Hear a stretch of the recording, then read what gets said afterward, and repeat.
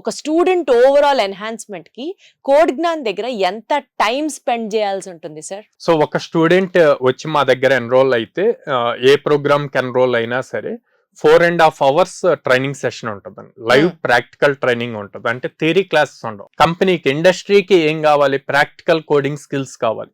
So pure coding స్కిల్సే ఉంటాయి అనమాట.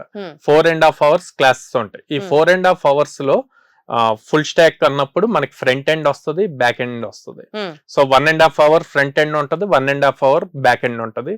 And rest 1.5 hour aptitude reasoning and communication skills ఉంటాయి అన్నమాట. తర్వాత 2 hours ప్రాక్టీస్ సెషన్ ఉంటుంది.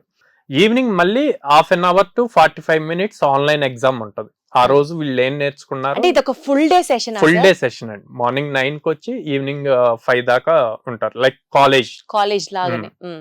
So Monday to Saturday same procedure ఉంటుంది. మండే టు సాటర్డే ఏదైతే నేర్చుకున్నారో సండే రోజు ఆ వీక్ మొత్తం మీద కలిపి మళ్ళీ మాక్ ఇంటర్వ్యూ ఉంటుంది.